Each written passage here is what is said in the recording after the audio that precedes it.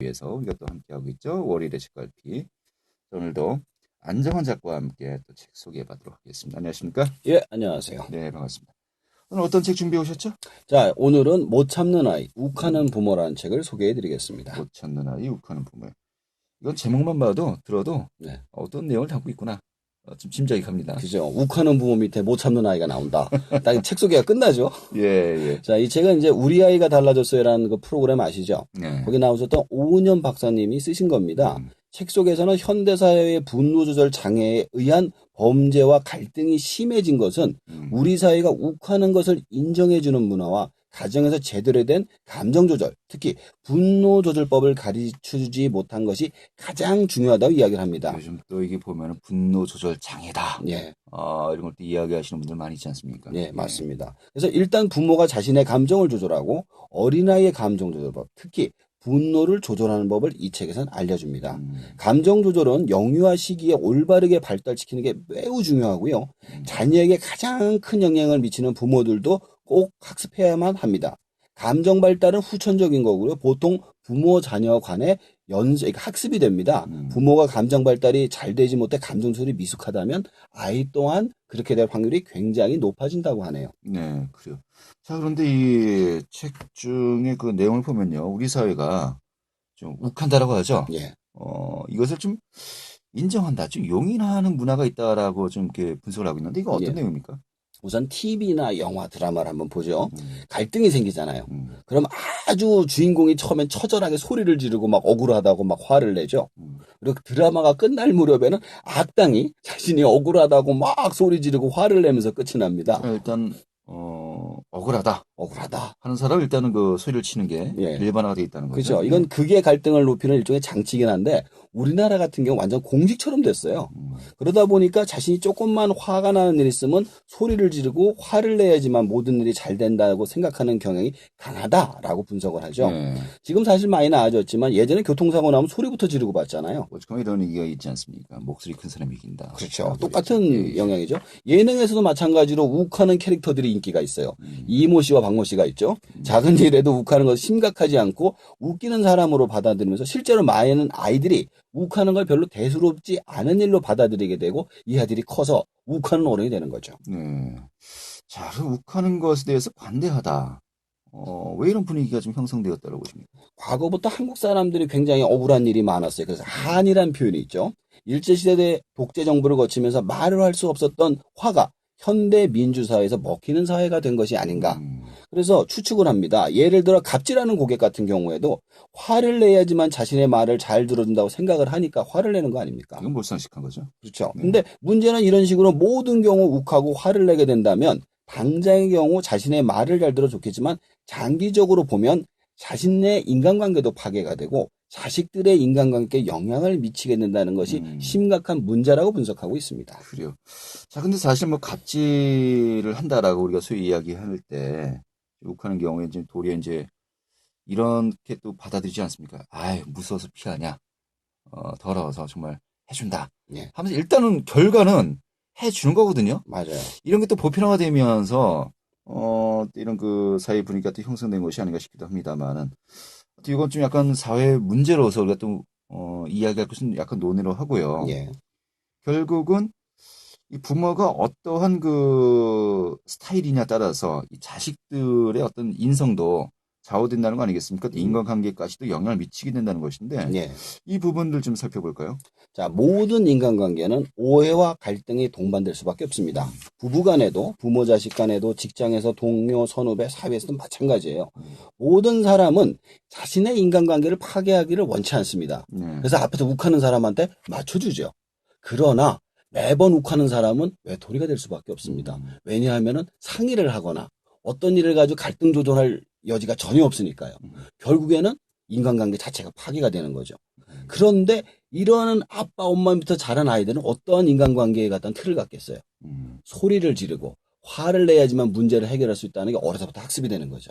그 아이들이 크면은 일단 사회에 적응을 못하는 사람이 돼버리는 거고 네. 만약에 적응을 한다 치더라도 속에 화를 눌러놓고 있는 거죠. 네. 그러다가 어느 순간 욱하면 뻥 하고 터지는 거예요.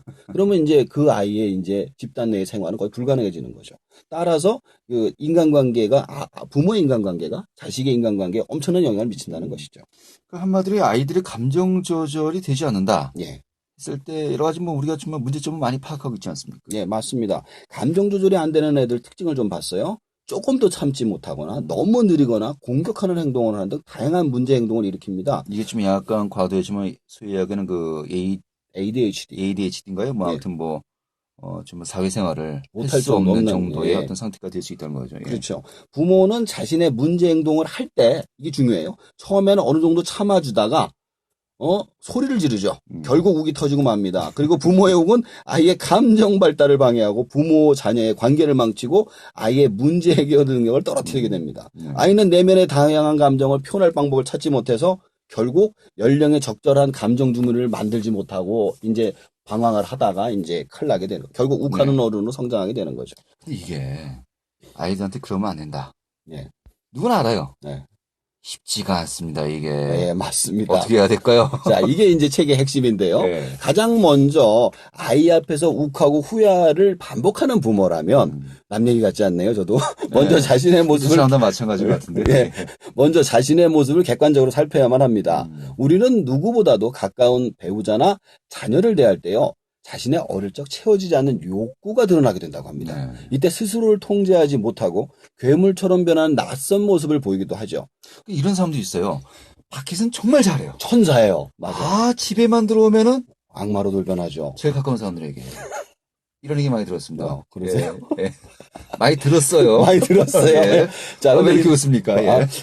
그래, 아무튼, 욱하는 부모가 되지 않으려면 자신에게 어릴 적 채우지 않은 의존 욕구가 있는지, 그것이 언제 드러나는지, 자신의 부모로부터 받은 상처가 있는지 자신을 들여다보고 점검해야만 합니다. 분노를 통제하지 못하는 것은 아이 탓, 배우자 탓이 아니라 자기 안에 있는 기회를 노리는 감정 주머니가 팽창되어 있기 때문이죠. 사실 이러한 자신의 분노 감정 주머니 없이 자신의 부모에게서 사실 온 거예요. 그래서 그것을 알고 스스로의 현재 상태의 화를 깨달아야만 하는 것이 첫 번째 스텝이라고 합니다. 사실 그 아들들이 이런 말들을 많이 하지 않습니까? 절대 아버지는 닮지 말아야지. 근데 보면 나이가 들면 아버지랑 똑같은 똑같아요. 자신을 발견한다는 거 아니겠습니까? 맞아요. 예. 결국 이제 그대로 이제 본받을 수밖에 없는 것인데, 자, 또 중요한 것이, 뭐, 사실 모든 사람들이 다 가슴속에 화를 하나씩 이제 안고 산다라는 말이 있지 않습니까?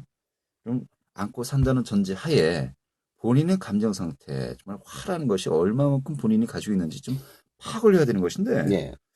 불교 선문답 같기도 합니다만은, 우리가 이걸 또 어떻게 이해할 수 있을까요? 자, 인간의 감정은 본능적인 거기 때문에 조절하기가 굉장히 힘들어요. 근데 그런 자신을 바라보는 건 어렵지 않습니다. 그렇게 화가 날 때 한번 거울을 보신 적 있으세요? 저는 제 얼굴 화났을 때 거울을 우연치 않게 뭐 굉장히 깜짝 놀란 적이 많아요. 스스로의 감정 상태를 근데 알게 되면은 조절을 할 수 있는 단계로 접어들게 됩니다.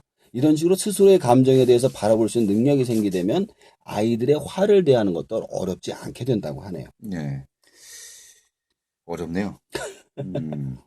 자, 이제 본인은 그렇다 치고요. 예, 예. 하지만 또 본인은 그러면서도 아이들은 그렇지 않길 바라지 않습니까? 예, 그렇죠. 아이들이 정말 화를 낼 때, 이걸 발견했을 때 일단 깜짝 놀랄 수밖에 없을 것 같아요. 맞아요.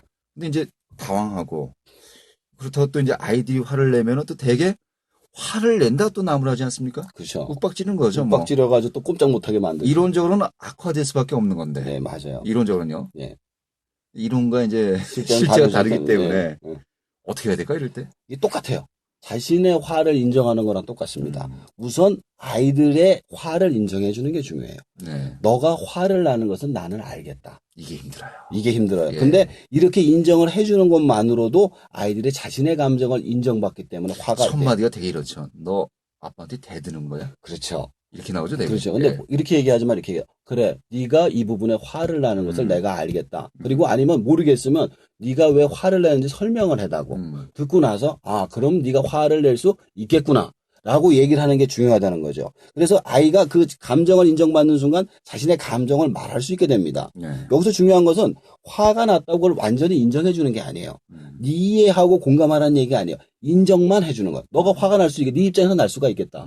하지만 아빠 입장에서는 그거를 이해를 해주는 건 힘들다. 네. 여기까지 얘기를 하는 거죠. 그러니까 결론은 같은데 방법론이 다른 거로군요. 그렇죠. 일단은 상대방을 인정해 줌으로써 상대방이 얘기를 할 수 있게 해주는 게 중요해요. 대개는 그러니까 이제 대개의 경우는 화를 내 아빠한테 대드는 거야. 그렇죠. 네가 잘못된 거야. 본인의 와. 아빠한테도 그렇게 배운 거죠. 예. 그런데 지금 이제 후자는 예. 네가 화가 났구나. 화낼 만도 하다. 그렇죠. 하지만 네가 잘못된 거다. 그렇죠. 결과는 같아요. 결과는 같지만 하지만 과정은 다르다는 거죠. 그렇죠.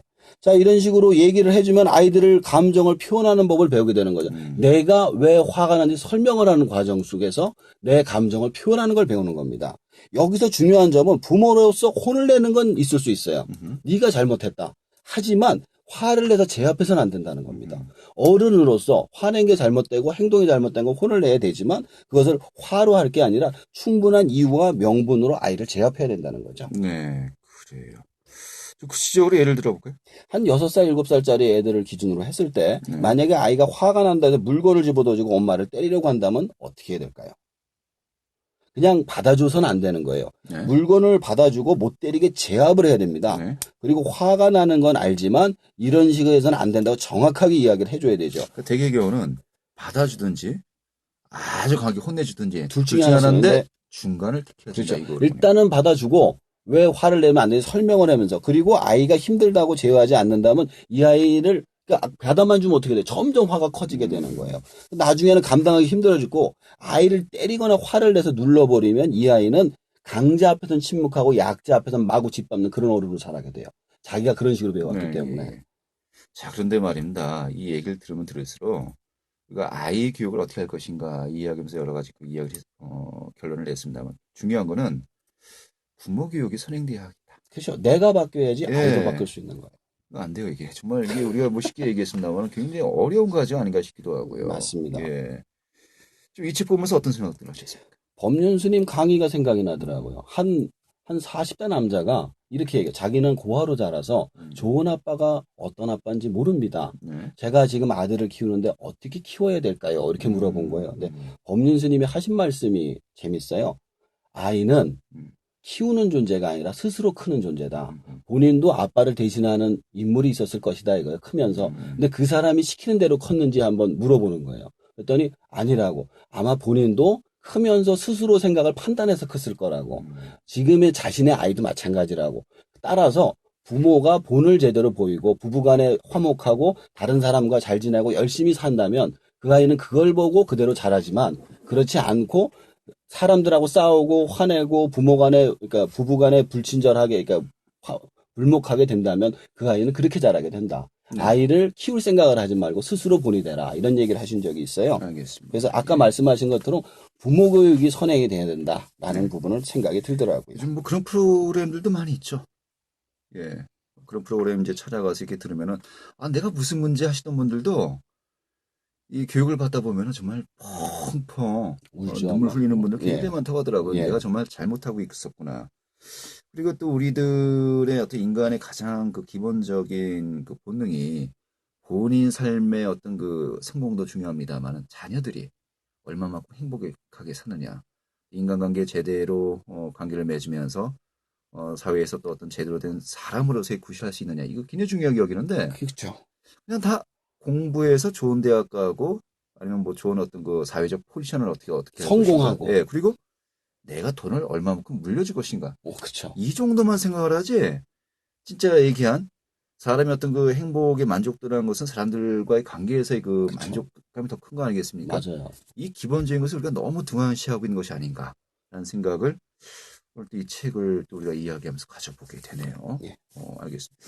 책 제목이 뭐라고요? 다시 한번 소개해 주시죠. 못 참는 아이, 욱하는 부모. 알겠습니다. 또 이제 그 우리 아이가 달라졌어요. 실제로 보면서 좀 실생활에서 부모와 저도 그 프로그램 가끔가다 봤는데 네. 아이들이 이제 그런 집을 보면은 뭐 이렇게 뭐 폄하하는 거 아니겠습니다만은 되게 다 그러지 않습니까? 저 아이가 왜 그런지 집의 분위기를 보면 알겠다. 그렇죠. 본인들은 그 부모들은 몰라요. 몰라요. 예. 왜 자기가 자기 모습을 못 보는 거와 똑같아요. 근데 그 프로그램들을 보신 분들 다 그래요. 왜 저런지 알겠다. 그래서 사람이라는 게 같이 살아야 되는 거예요. 네. 내가 나를 모르기 때문에. 네. 어떻게 보면은 그 자녀 교육에 대해서 좀 고민할 수 있는 하나의 또 단초가 될 수 있는 책 한번 권해드리고 싶네요. 알겠습니다. 오늘 잘 들었고요. 다음 주 어떤 책을 함께 할까요? 다음 주에는 조금 어려운 책인데 네. 그 마음의 미래라는 마음의 책을 소개해 드리도록 하겠습니다. 오늘 소개해 주신 책은 제목만 들어도 어떤 내용인지 알겠습니다만 마음의 미래 이건 제목만 들어서는 감이 안 잡히네요. 다음 주에 소개받도록 하죠. 알겠습니다. 잘 들었습니다. 감사합니다. 네, 안정환 작가와 함께했습니다.